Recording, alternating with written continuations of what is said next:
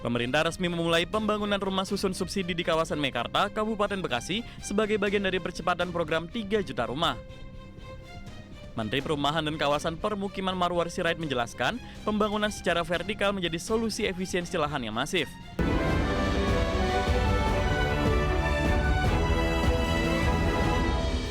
Pemerintah resmi memulai pembangunan rumah susun subsidi di kawasan Meikarta, Kabupaten Bekasi sebagai bagian dari percepatan program 3 juta rumah.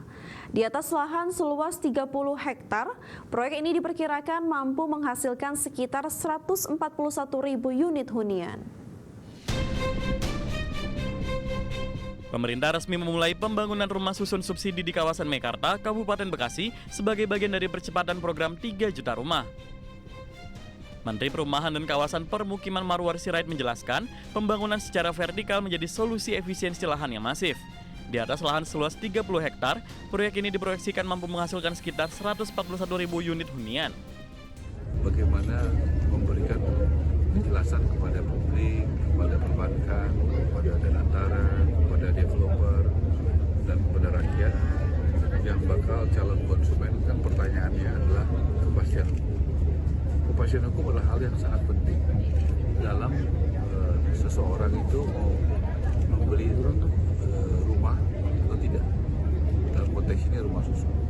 Nah, untuk itu tadi saya sampaikan, setelah saya minta waktu kepada pimpinan KPK dalam hal Pak Johannes Tanak, kurang lebih 2 bulan lalu saya mendatangi untuk berkonsultasi. Selain di Bekasi, pemerintah juga tengah menyiapkan proyek serupa di Kota Depok. Pemerintah telah mengidentifikasi lahan milik Kementerian Komunikasi dan Digital seluas sekitar 45 hektar yang berpotensi dibangun hingga sekitar 170.000 unit hunian. Dari Kabupaten Bekasi, Jawa Barat, Didit Junaidi, IDX Channel.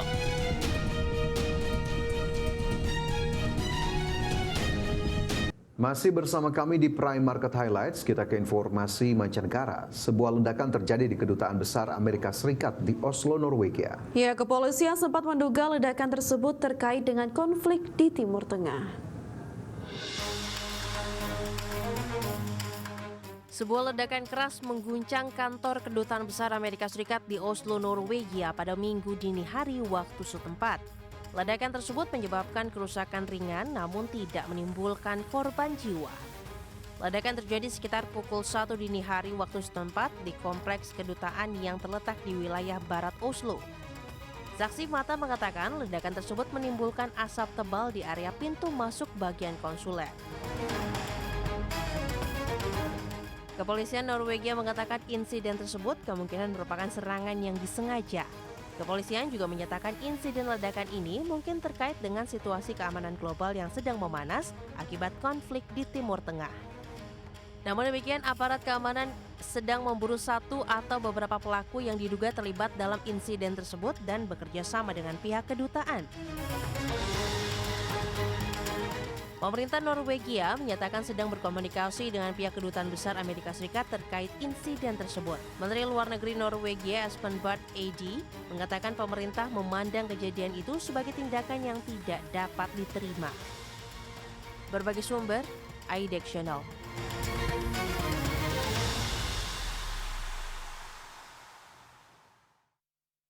Hubungan diplomatik antara Amerika Serikat dan Inggris mencapai titik terendah setelah Presiden Donald Trump secara terbuka menolak bantuan militer London dalam konflik di Timur Tengah.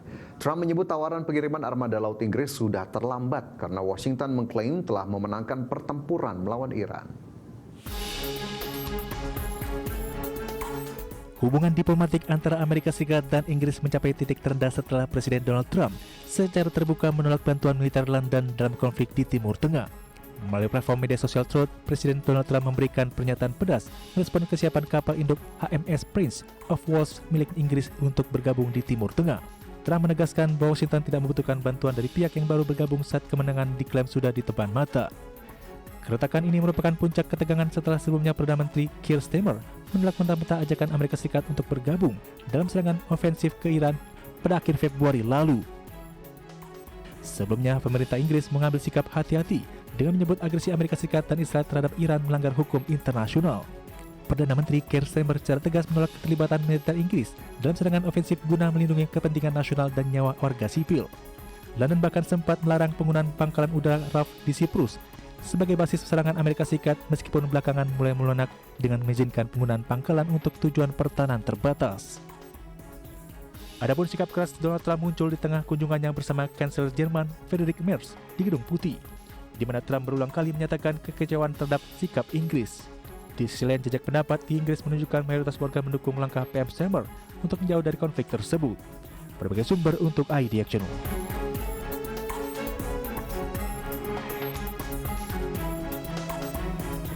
Kembali bersama kami di Prime Market Highlights. Pemirsa, Menteri ESDM Bahlil Lahadalia memastikan harga bahan bakar minyak bersubsidi tidak akan mengalami kenaikan dalam waktu dekat di tengah harga minyak dunia yang saat ini tembus $100 Amerika per barel akibat konflik di Timur Tengah. Ya, menurut Bahlil, pihaknya tengah menyiapkan berbagai langkah komprehensif untuk mengantisipasi dampak kenaikan harga minyak tersebut.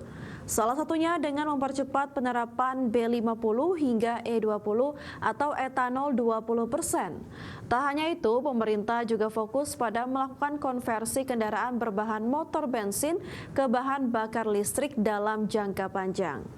Bahlil menegaskan hingga saat ini pasokan BBM nasional termasuk yang dipenuhi melalui Pertamina tetap terjaga dengan baik. Tapi sekali lagi saya pastikan agar masyarakat tidak usah merasa gimana menyangkut dengan harga, karena sampai dengan hari raya ini insya Allah nggak ada kenaikan harga BBM untuk subsidi, ya, untuk subsidi. Untuk keandalan pasokannya gimana nih Pak? Kan Pertamina ada pengadaan juga lewat pasar seperti itu. Pasokan nggak ada masalah. Untuk puasa dan hari raya Idul Fitri.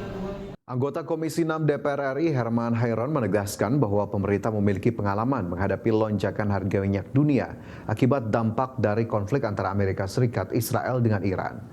Herman mencontohkan kebijakan yang pernah diambil pada masa Presiden SBY ketika harga minyak internasional melonjak.